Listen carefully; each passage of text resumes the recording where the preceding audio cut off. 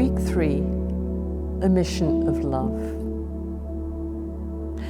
If you stand beside these buildings in the north of Zambia, I promise you there are no hills in the background because the area is completely flat.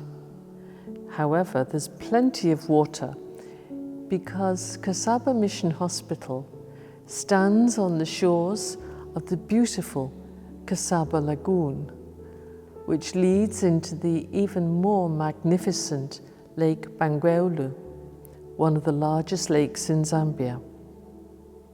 When, in 1994, I joined the community, the first convent, which is the rectangular building there, was the tool shed, as the termites had driven the sisters out of the convent and they had to build a new one. The houses to the right were originally built for people suffering from leprosy, which today is known as Hansen's disease. Today, this is easily treated so that people are able to live in the community and don't have to suffer the ostracism and isolation of years past. The sisters arrived in Kasaba in 1946, traveling by canoe and risking attack by crocodiles and hippos in their eagerness to work alongside the French-Canadian missionaries of Africa. They provided a hospital and health care to people living in the villages and the equally remote Finnish fishing camps, perhaps a 5-hour journey by rowing boat from Kasaba. What are your thoughts when you hear the word missionary?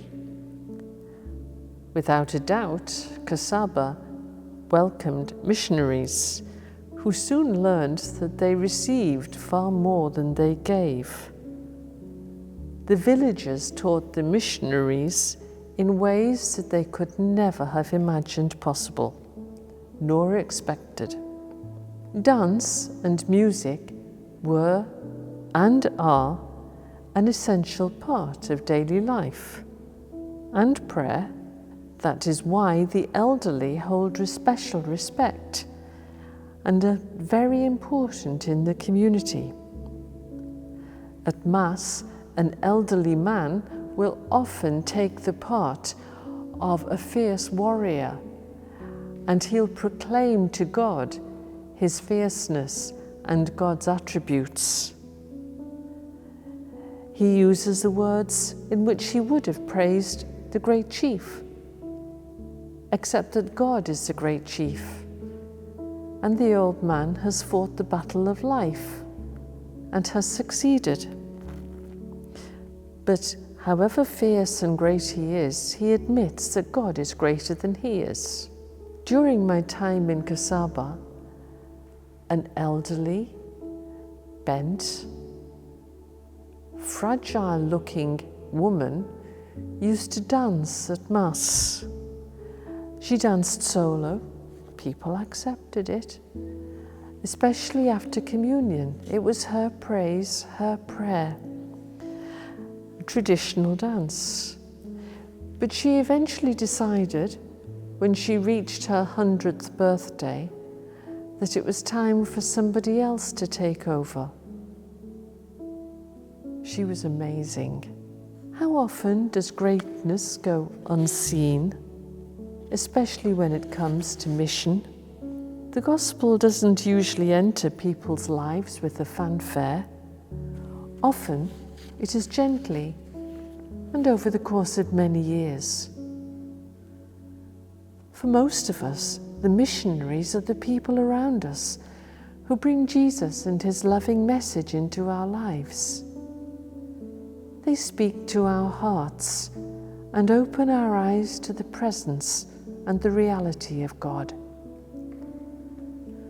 Pope Francis reminded us that even as the Christ's heart leads us to the Father, it sends us forth to our brothers and sisters. In the fruits of service, fraternity, and mission, the heart of Christ inspires our lives and the will of the Father is fulfilled. Jesus told us to love God and our neighbor. Perhaps my mission today is to greet everyone I meet with reverence, courtesy, and gentleness. Could that be exactly what Jesus wants me to do, to transform someone's day into something beautiful? He is asking me to work alongside Him in His mission of love. Wow! Loving Lord, open my heart and mind to the people around me. Teach me to love them as you do. Amen.